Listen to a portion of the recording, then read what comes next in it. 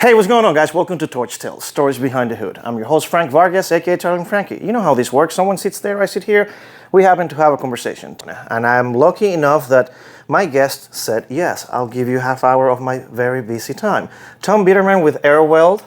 Thank you so Frank. much for saying yes to whatever this is, and you'll find out.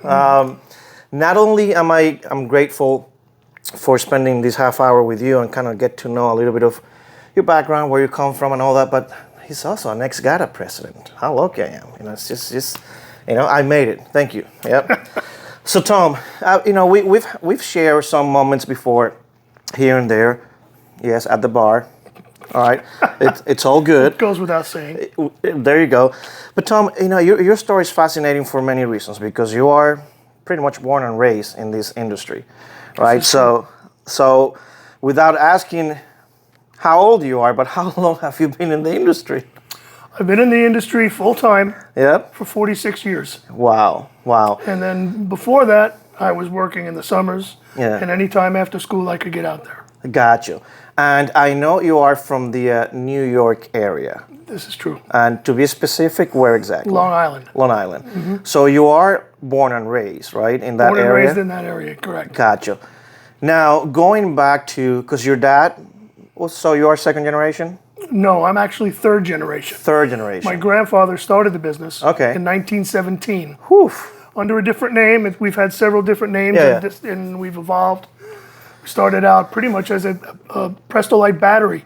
Really? Prestolite battery company. So we sold batteries and... So it wasn't even anything to do with the welding industry per se? Moment. No, not at that point. Wow. At that point is when the Prestolite B tanks came. Okay. And there was acetylene. Correct. They were selling for the lights, them to for the buses and the motor cars.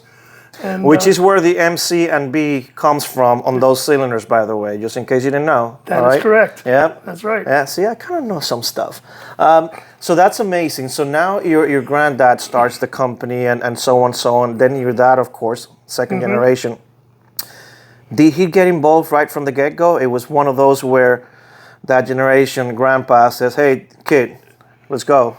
I think my grandfather had passed just after GAWDA was established. Really? I was born in 57, and he passed, I think, in a couple years after that. So I do remember him very briefly. Yeah. I might have been 4 or 5 when he passed. Gotcha. And then, but he wasn't part of the GAWDA. He wasn't? No, he was not. My Got father it. started our family in GAWDA. Oh, okay, got it. So your dad, right from the get-go, from as long as you can remember, your dad was really full-time in the industry already. Yes. So by then, it's all fully gas. Well, no, not at that point. Oh, not yet. Your dad wasn't either? No, for a long while, we were half welding and half auto parts. Okay. So we did half auto parts and half welding for a while. Then we built a huge warehouse, an auto parts warehouse. And what was the name of that at that moment of the APD company? warehouse. It was still Airweld at the time. Okay. Because Reno and Airweld merged back in 1978. Gotcha. And we merged with our auto parts, the Fabro Industries. Okay. Did not have auto parts. So we split it and did all that.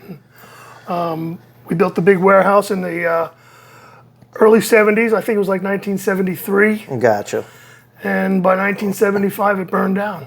Oh, really? Yes. And it was always also in Long Island. It was in Long Island. It was in Lindenhurst, Long Island. Yes. And it was just one store. Yes. And it was distributing warehouse. Gotcha. Okay.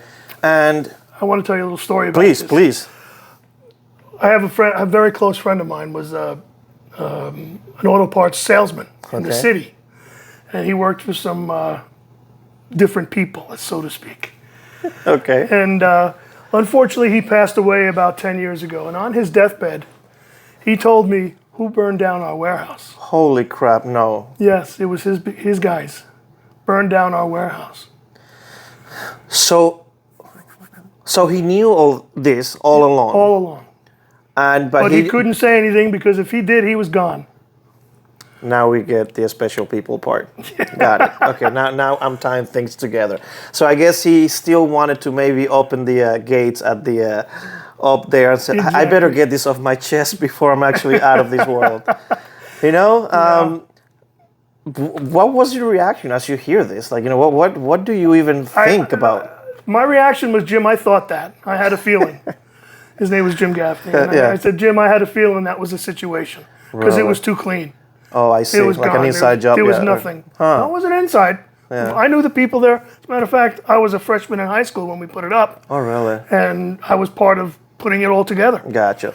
You know? It's, I guess, you know, New York, in that area and in that era, you know, there's still a lot of under the table. Well, that kind of practice, yes. Correct, yeah. Yep. I've watched the movies. But, you know, so by the time you are now growing up in New York, and of course your dad now is really hands-on, second generation, but the company was still split into the outer part and the welding side of things, at that point, right? Yes. Correct.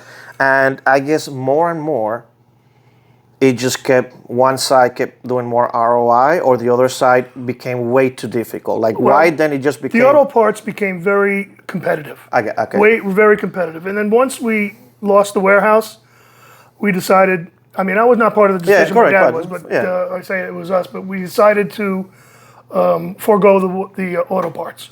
I see. So we sold off everything we had and focused directly on welding. Got it.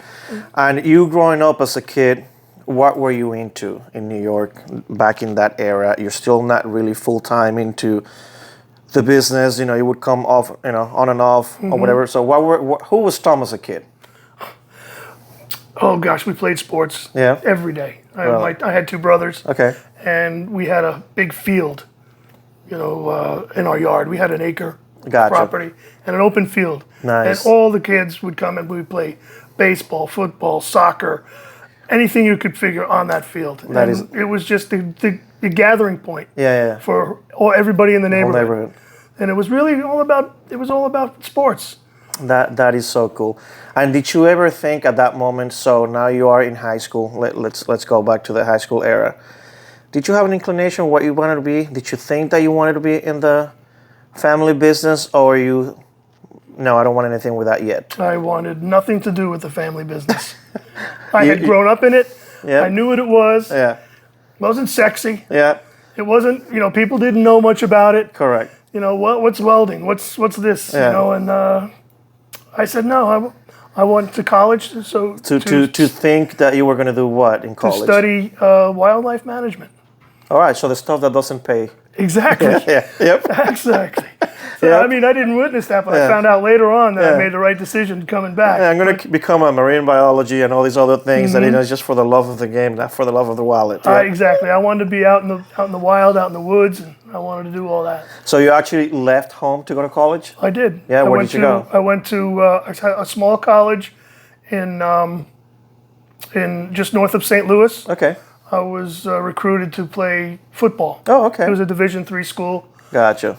What position? I was playing tailback. Okay. All right. Got it. And I played 2 years. Second year, I blew my knee out. Okay. And stopped. And did you stay there, or did you come back home? I came home for a little bit, and then I went out to Northern California. Yeah. I wanted to go to Humboldt State. To go to it was one of the best at the time, one of the best wildlife management schools you can go to. Oh, so you still had this. This was still your dream. Yes. Okay. Still my dream at the time. Well, I guess California is not a bad start if that's what you're into, right? I mean, it just makes sense. Like I said, it was the perfect place to go. However, my application didn't get there in time, so I could not go to Humboldt State. Okay. I ended up going to a small community college, just 5 or 10 miles away, called College of the Redwoods. Okay. And I spent two semesters there, I think. Yeah, 2 semesters there. Which is about a year, give or take? Yeah, roughly. Yeah. And my mother got sick. Oh. My mother had to get open heart surgery. Gotcha. And so it happened just when her surgery was coming up. It was just at the end of the year. Gotcha. So my brothers were in school in Florida. My sister was in school in Pennsylvania, and my dad was going to be all by himself. I see. So I had nothing to do at the time. Are you the oldest? My sister. Okay. And then myself and my 2 brothers are twins. Gotcha. And so I came home so that I could be with my father. Got it. And Now, let me ask you this. At that moment when your mom gets sick and you decide to come home, did you still have the same hunger for the profession or the passion? At the time I did. At that moment, you still I still had every intention of going back. Okay, all Because right. I had my application in. As a matter of fact, I was accepted at Humboldt State. Got it. So you come back now. Of course, you're helping. So you're helping at the at the house with mom and everything else, and also you're helping. Mom was in the hospital. Mom was in the hospital for 3 weeks. Oh, okay. They had at the time they had to crack her chest. Oh, I see. And it was a major surgery. So what I would do is, Dad got me. I was working with my dad. I was driving a truck. Okay. And I was driving a truck in one of our further western Nassau County places. Okay. And I would go in the morning, drive my truck, come back at night, get in the car with my dad, drive to the city. My mother was at NYU. Okay. So we would drive into the city, see my mom for a couple of hours, and then drive back. And do the whole thing again. And and then I would go out and party with my friends. When in Rome, right? Exactly. Yeah. Something that hasn't changed much, by the way, right? And so we did that for 3 weeks. And I got to know my father very well. My father's always been a very reserved. He was military. It's funny you mentioned that because I think that it's a generational thing. So I've had a lot of guests, that generation always thought showing love and affection was not a thing. It was more like, I give you a roof, I pay for your meals, I give you everything you need. What else you want, kid? Like, you're lucky, Yeah, you're right. Yeah. But I got to know my father on those long drives. That's good. I think it was one of the best times of my life, and it was a very hard time. What do you think in those 3 weeks that you really got to spend some real quality time with your dad? What was the one thing that you could say that you thought you knew about your dad that you could say, wow, my dad actually is different from what I thought because now you had that short quality time? Like, I found out about his childhood, which we didn't really know about. Really? Yes. My dad had a brother who was mentally challenged. Gotcha. His name was Harold. And when we were little kids, all through our growing up, Harold would come and stay with us. Okay. He would split it between our house and my aunt and uncle's house, my father's other older brother. Got it. And so Harold was, we grew up with a mentally challenged individual, adult. Got it. And we had fun with him. My brothers and I were the three. Yeah. I don't want to say hello. It's you guys get. Get it. We had a lot of fun. Yeah. But knowing what happened with my father in his younger years, I found out that he was in an orphanage. Oh wow. His mother had passed away. His father, my grandfather, married another woman, and the woman didn't want the kids. Didn't want my father and didn't want my uncle. So they put him in an orphanage. And my father had to take care of him, being mentally challenged in a regular orphanage. There was no special services for him. That goes to tell you that sometimes, when we judge our parents or whatever, we think, how come you're that way or this way? And once we find out certain things about all the struggles they went through, we go like, oof. In fact, you're not that bad, comparing everything you went through, right? Major struggles. Yeah. And he came through it. He was very reserved, didn't open up much. Gotcha. But he always provided properly. Of course. Tell you, no matter what was going on, if we had a baseball game, a football game, whatever, he was there. Okay, so whether he would come in his military uniform in the 70s. Oh, he was a colonel. Yep. Well, he wasn't a colonel at the time; he was a major. Yeah. But he would come. That's a big deal in that era. Someone to just come fully in full military gear. Major coming to Biderman, see our game. And everyone knew him. Of course. And after a while, nobody really said. Some stupid people would say something. Of course, there's always those. Exactly. Yeah. But I always appreciated that. That is nice to hear because definitely sometimes you don't have to say everything every single time. Sometimes actions can also show a certain aspect of someone's personality. So that's good to hear. And so now these 3 weeks. So what? Well, I was home for longer than 3 weeks. Mom was only in the hospital for 3. Oh, I see. And And we took her back home. When she came home, I stayed for another couple of weeks. I guess I was home about a month. And I was I was ready to go. And I had to make a decision.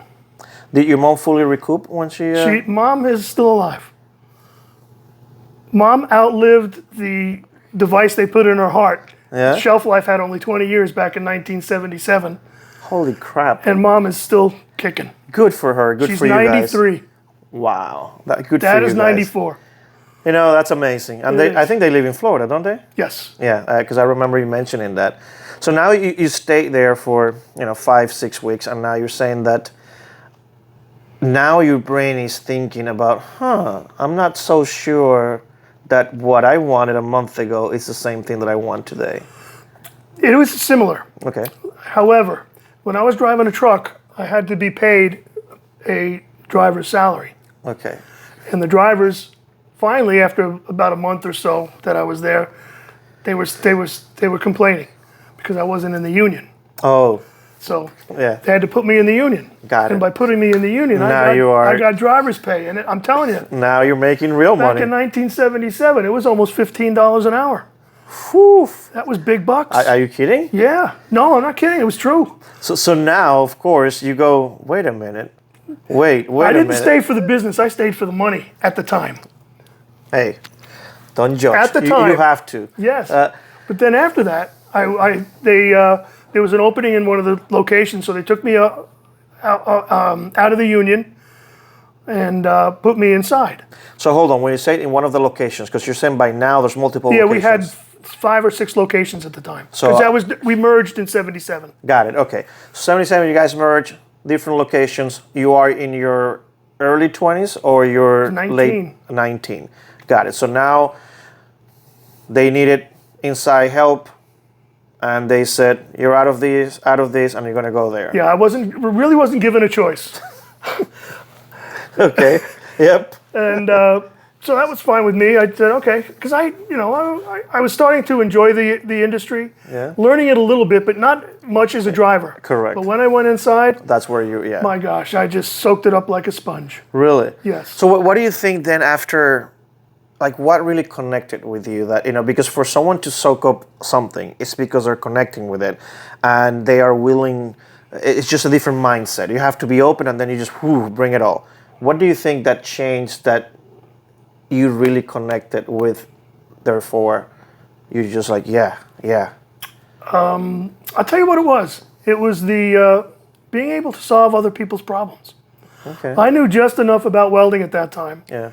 that people would come in and say, well, I'm trying to do this, I'm trying to do that, what do I do? Yeah. And I was able to solve the problem for them, sell them the proper equipment, rod, whatever it was, and they would go out and do the job. Then they'd come back and say, hey, thanks a lot. That's very rewarding. And I'll tell you what, it made me feel really, really good that, little me, I didn't know anything. I know. And I'm able to solve these problems for people who are in the industry for years. I think that's the main reason why most of us are still in it. Every time you get one of those deals, you're like, all right. Yeah. Yeah. So I love to learn, and there wasn't a day that went by that I hadn't learned something. So what was your position? Counter sales or something? Counter sales. Yeah, I just went in as a counter guy. Okay. So now you're 19, you're at the counter. How long were you under that specific position? Probably a year, maybe 2. Yeah. Because we had redone the main office. Okay. And I was there for that, inside working with another guy. We had tore the place down and redid the whole thing. And then as soon as that was pretty much finished, they sent me out to Patchogue, Okay. another one of our locations, which was right next to where I lived. Sure, I'll go. Exactly, yeah. And I was offered the assistant manager's position, Okay. and the managers were, quite frankly, weak, very weak. And I picked it up and I ran with the ball, and everything that happened in that place was because of me, not because of the manager. The manager was from Queens. Just the title, yeah. Yeah, and he didn't. Yeah. And so then after he left, I got the managership. Okay. And I was a manager in Patchogue for, my gosh, probably 5 years. Got it. And we redid the Patchogue store. Got it. We redid the whole thing inside, outside. I was there for that. I was there for the organization to tear it down. And we worked out of a trailer. Gotcha. So at this moment, there were still only 4 stores? No, there were 5 or 6. There was 5. So by now, okay, you had, There were 5 still. Alrighty. What was the role of your dad? My dad was a vice president. That time, the VP of course, everything. He was a VP, yeah. Got it. He was a VP. How until Airweld? How many stores total? Right now? Today? 12. 12. Covering what area?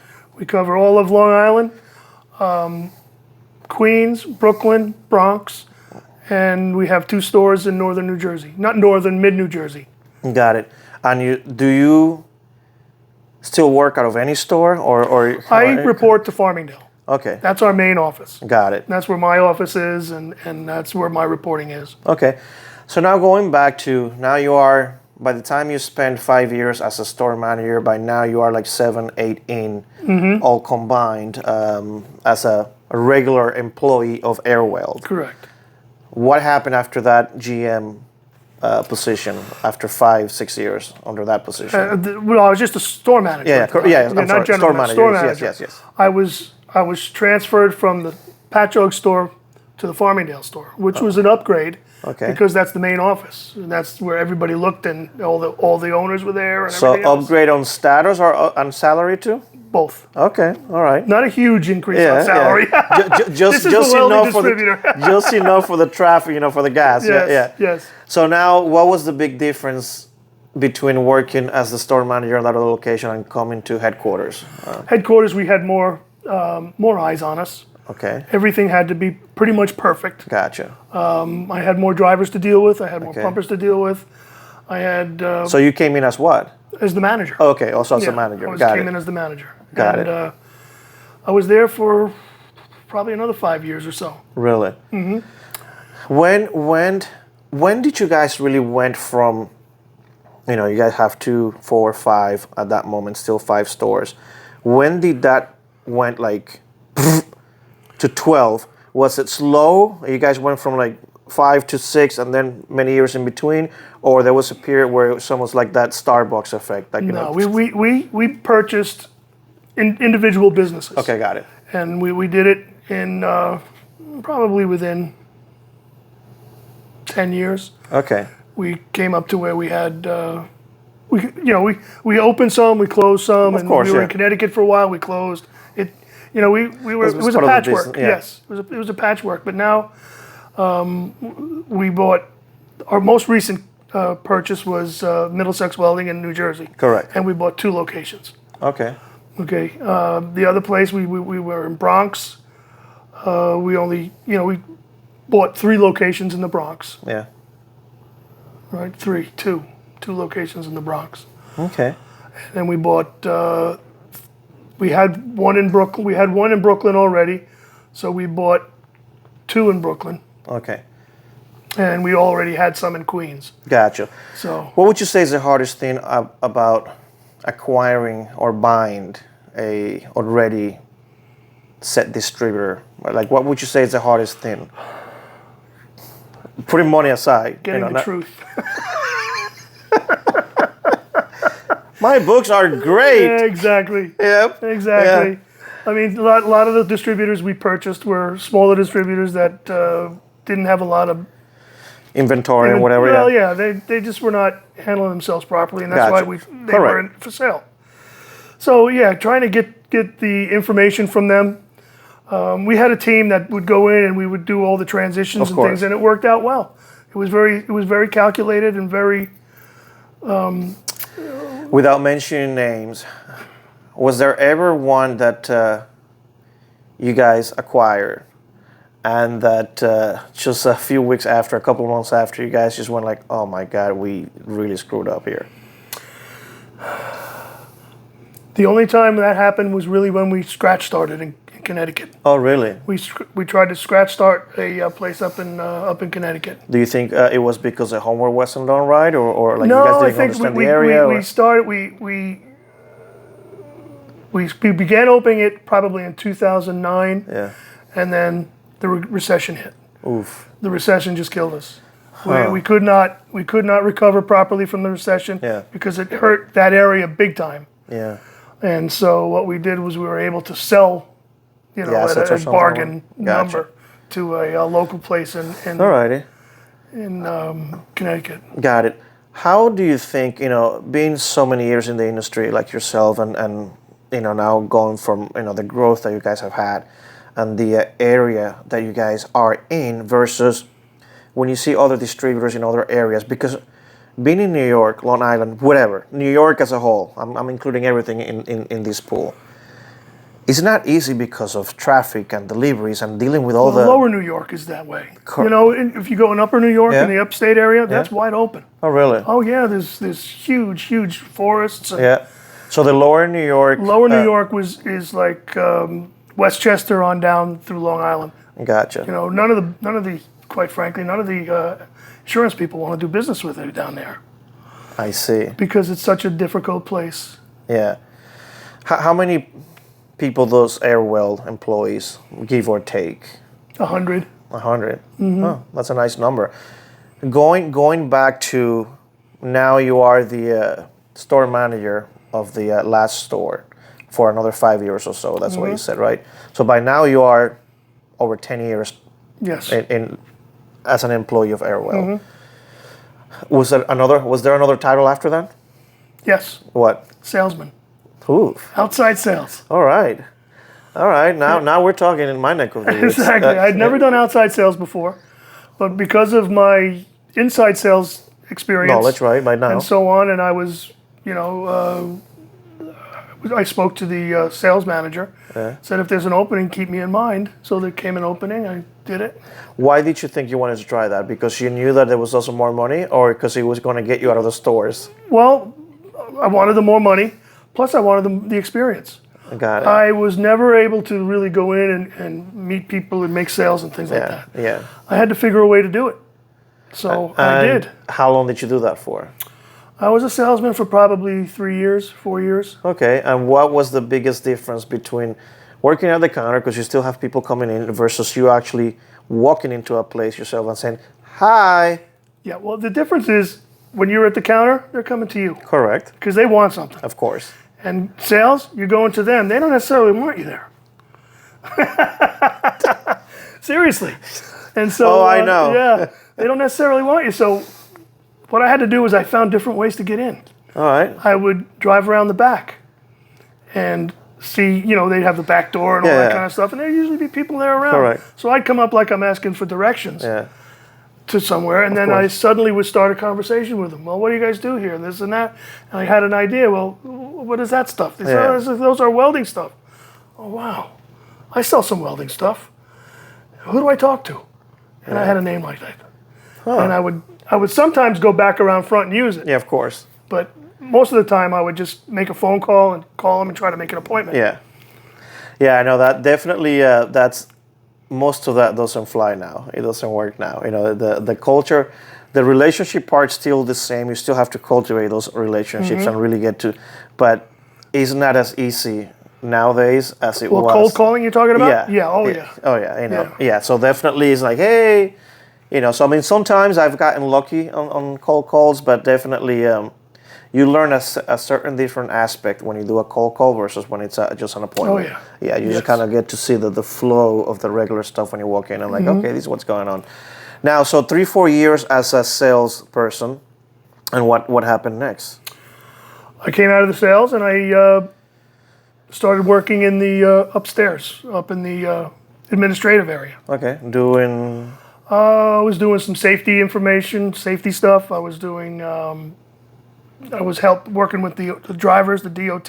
Gotcha. That kind of stuff. So the back of the house kind of thing, all that stuff, yeah. And by pumpers, I was working with the pumpers and all that kind of thing. Got it. By now you have already been exposed or knew what GAWDA was, right? Yes. Right. So you had already attended GAWDA stuff. You got. As a salesman, I might have. Yeah, it might have been one of my very first. Yeah, I was as a sales guy. I was when I started to go with GAWDA, because that was probably 35 years ago, 38 years ago. Got it. Now, from where you started with GAWDA to you... Actually, it was NWSA. Oh, yeah. It wasn't even GAWDA. It wasn't GAWDA yet. It was not GAWDA. It wasn't So GAWDA. it was part of still of the AWS kind of... No, NWSA. This is even before before. that. This is before we left Fernley and Fernley. Huh. All right. Yeah. Interesting. Many years. A lot. I mean, I wasn't around. I just know the story because, Jonas P. and I know the people that I talked to. Interesting. So, how did you become, and how long were you on the list to then finally become a GAWDA president? And what year was it? I was president in 2014, 2015. Okay. And you were already on the running how many years prior to that? Oh, I had been asked many times. Yeah? I didn't want to do it because my boys were too young. Okay. Didn't want to. I knew of the travel because my dad had to Got it. travel. He told me about it, and Yeah. I waited until my boys were older, and they were pretty much out of school. Yeah. And that was when I accepted the invitation to become president. Gotcha. Where was your annual? Scottsdale. 10 years ago. 10 years ago. Really? Yes, 2015. Wow. Yeah. Look at where we are. I mean, Exactly. Yeah, And just here we are in Phoenix. just around the corner. Yeah. Yeah. What do you think you've seen that is the biggest change from 10 years ago to where we are now in the GAWDA aspect of things? Oh, in the GAWDA aspect? Yeah. I'm going to ask you that then with something Well, else. the GAWDA aspect, I'm seeing much more competent leadership. Okay. Leadership by the GAWDA people. Got it. The GAWDA, and then also the people that we're choosing to become Represent, president yeah. and represent GAWDA. Yeah. Yeah, I think I've been participating at the shows, and I think I do agree. They're in the right direction. Every single year, it's more and more in the right Right. direction. NWSA was different. Fernley and Fernley, they held on to the group tightly. They didn't let you. There was not a lot of movement other than what they let you do. Yeah, So it's a lot of secrets. Yeah. exactly. Yep. So when we became GAWDA, I was in 2015. We were just becoming independent. Got it. We left CGA Yeah. and we became independent. So And when I was president, yeah. So you've known John Ospina for yes, for many years, for many since years. the beginning. Got it. Now, that same question, if I were to say, don't mention technology, but do tell me the one thing that you think has changed the most from, let's say, even 20 years ago in the welding industry to now. Because the technology is the easy answer. Right, it's the easy answer. So I don't want you to give me an easy answer. Okay, what has changed? For the bad or for good or bad, it doesn't matter. Well, I tell you what's changed is the regulatory people. What do you mean? In other words, OSHA, DOT, they and the government. They just make working so so difficult. We are the small businesses in this country are The backbone of everything. backbone Yeah. and the foundation of the country. Yeah, And they I just agree. do everything to make it hard on us. Difficult.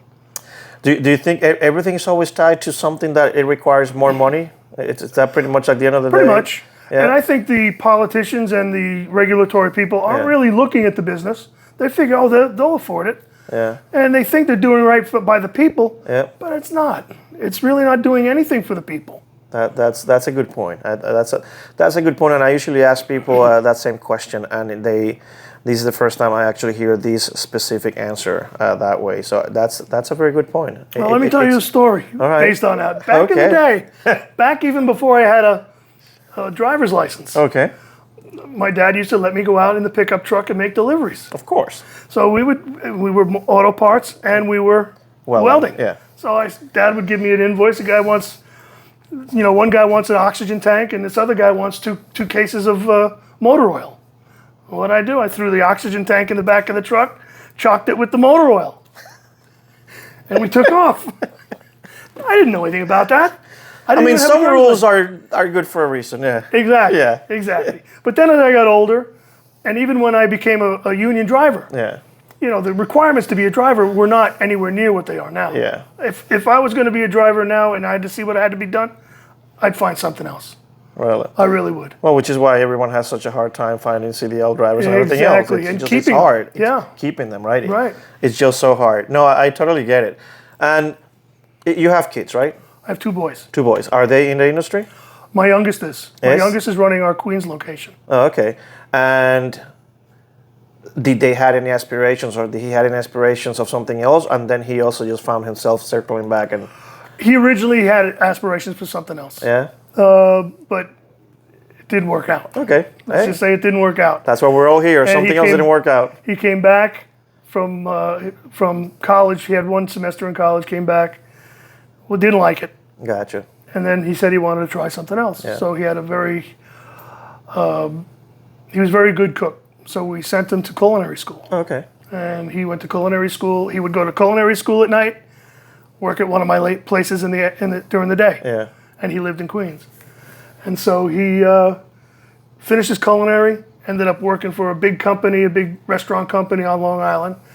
And quite frankly, they screwed him. Really? They had 15 or so different restaurants. So he would work certain number of hours here, certain number of hours here, certain number of hours here. Yeah. He'd work like 60, 70 hours a week, but only get paid for 40. Oof. Because, Talk about because, burning yeah, someone to exactly. hating whatever it is you do. Turned out after my son left and came to work for us, there was a class action suit against that restaurant company. Wow. They found out that because they were doing it to everybody. Slavery, yeah. Exactly what yeah, it was. Yeah, that's pretty much it. Oh, So, and then he came to work. He was always working for us. Gotcha. Whenever he was not in school or whatever, I'd have his mom take him to the office. Got And it. he'd work at our patchogue store, just doing what he could do and learn and all that. Got it. And where, because I know, aside from the welding, just the personal side, what do you like to do? Like, you know, Oh, I like to play golf. yeah, I like to hike. Yeah. I like to fish. yeah. I like to eat. And I do like to cook. Yes, he does. Yes, he does. Yeah. And what would you say? Because you played here yesterday, right? Here. Yes, I did. Yeah. How's the course? Course is very good. Yeah. The beautiful course, very difficult. Yeah. Bunkers everywhere. Oh, really? Yes. Yeah. Do you consider yourself a good golfer? No. Not He at didn't all. have to think about that one. Like, I know what I am, and that's not it. Yeah. Exactly. Yep. Exactly. What is it that you like about golf? I like the fact that I'm outside, Okay. and I'm a fair weather golfer. Okay. You know, if it's raining and crappy out, I'm not going to golf. Gotcha. You know, same with fishing. Okay. If it's nasty and so on, we used to go out in the ocean with my friend in his boat, and we would go out at any time, any day, didn't matter. We'd be all over. Now it's like, what's the weather going to be? Yeah. It's like, let me peek through the window. I'm not going. Exactly. Yep, That's yep, what yep. it is. I'm not going out there if it's nasty. I know. And because I know you still live in Long Island, right? You're still there. Long Island, yes. And I think you and I had a conversation once, I don't know, last year or something. At some point, you would like to maybe just relocate? I will. When I retire, I'm leaving the island. I'm leaving yeah? New York, yes. Yeah. So where are you thinking of going? I have two options. Okay. I have an option with in Texas. Okay. My parents have a ranch in Texas Okay. that they would like me to occupy the house on the ranch that they used to occupy. Okay. My brother has a house on the ranch as well. Okay. And so that's an option. All right. And then I have an option here. Yeah? Yes. Here meaning, Phoenix. all right. Well, actually, Mesa. Yeah. Why is that? Why that option? I have a girl that lives out here. Yeah, cool. Yeah. So, I mean, actually, just, serious, you do come here a lot, right? Because I try to come here once a month. Yeah. Yes. Yeah. I know that we've all gone through struggle. So we've all gone through struggles in life, and I think you're in a good place now, right? A very good place. Right. Yes. So congratulations on that. Thank you. Thank you. Definitely other private conversations, and I know that you are. You seem happy. Very. That's good to see. And so when you say when you retire, what does that look like? Like, are we talking about like when? Do you even have an idea? Yes. Like, really? I'm planning it. This guy has like some of the answers are like, I know. So what are you thinking? Well, I'm in the middle, as you know, I'm in the middle of my personal issues there. Yeah. Once those personal issues are finished, I'm going to begin my discussions, my negotiations with my partners to put together my buyout. All right. So are you saying that I shouldn't post this in the next couple of weeks, or it's okay? You can post it anytime you want. Okay. All right. All right. Just My making sure. partners Should I know- hold for another month or two? Or? My partners know my schedle. Okay. Yes, All right. I Cool. was very upfront and honest with them. Good. letting them know what my plan was. Yeah. And So how many partners in the there are 5 of us. 5 of you? All right.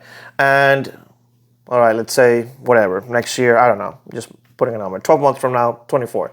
Once you retire, what's the plan? Whether you are in Texas or whether you are in Arizona, what? My plan is I don't want to work.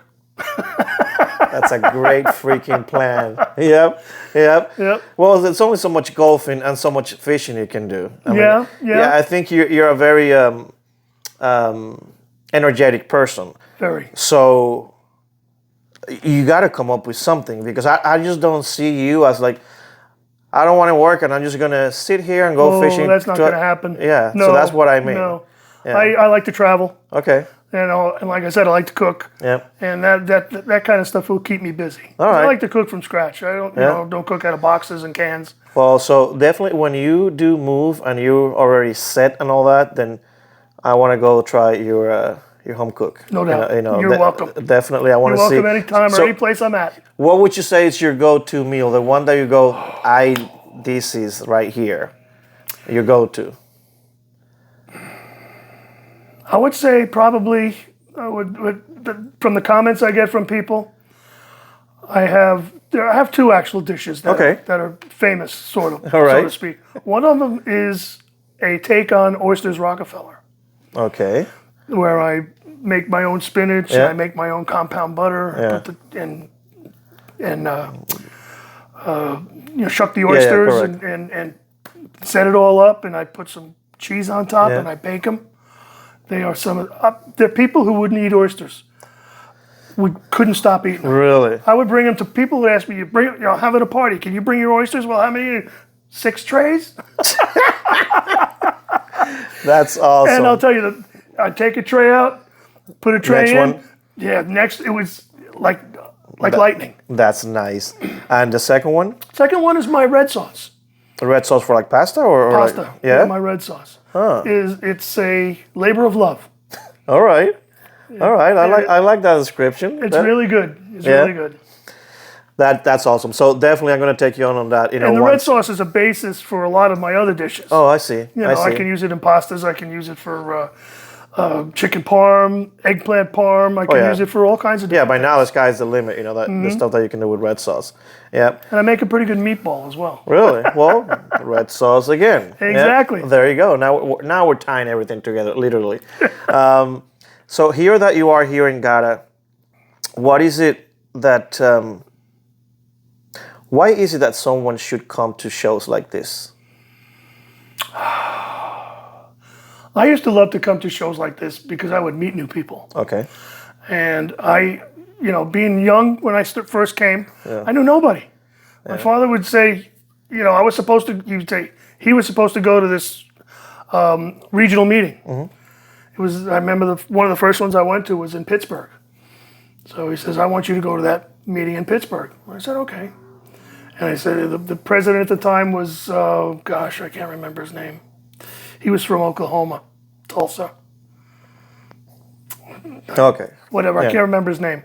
This is back in the early 70s. Okay. No problem, sorry, late 70s, early 80s. Got it. Early 80s. And so I went. And I sat down, got there, didn't know anybody. So I went to the bar, sat at the bar. And the guy sitting next to me just starts talking to me. I never knew who he was. Had no idea who he was. And we're just talking. And, told me what his name was. And next thing I know, he's a vendor at the booth situation. Yeah. And from that moment on, that gentleman and myself have been close friends. That is unbelievable. As a matter of fact, coming up here, I just saw him. Really? Yeah. That is pretty cool because and I that's have exactly several of those stories to tell. Yeah.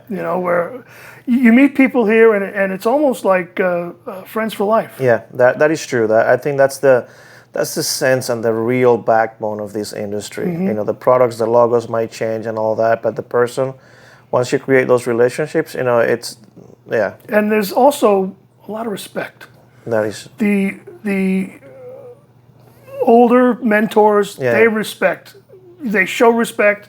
They just make it easy for you to come. Yeah, that is and true. easy for you to learn, Feel. and even easy to volunteer. That is true. That is true. And touching on that you just said now, I've been 15 years in the industry now, but I still have a lot of friends kind of newer that are coming in 2 years, 3 years in. Now you've been 40 plus years, sales, store, GM, counter, you name it, everything, back of the house, you've done it all. What would you recommend someone that is on this side of the table, in sales, trying to get with people like you and companies like yours? What would you tell them this is the way you should go about this? Well, I told you the way I did it. Okay, and things have changed. Yeah. Whether that approach works anymore, you indicated that you didn't think it works anymore. Yeah, it's a little tougher. Because I really didn't have anybody to show me I see. how to sell. I had a sales manager, and he would, he was good. Yeah. But I didn't particularly. Like I didn't have a lot of luck with his style. I see. And so I tried my own style. I tried different styles, and it worked. And one it worked. And when it was a challenge, I'd come through. Yeah. And mostly when there was a sales challenge, like we would get who could sell the most spec gases and things. Yeah. And I loved going to the hospitals, the spec gas places, because they weren't dirty. Correct. You didn't get dirt. You weren't. I know, you didn't have to wear the boots and the whole thing. Yeah. So I like to go there, and I sold a boatload of spec gases and won our contest. Nice. Well, definitely, it's one of those, I love those stories, especially hearing that, it's pretty much third generation. Here you are already, with your exit planned out, and in a way where it seems like you are writing the script. Because a lot of people find themselves following a script. Correct. Yeah, I've always been of the mindset that I want to write it. Yeah.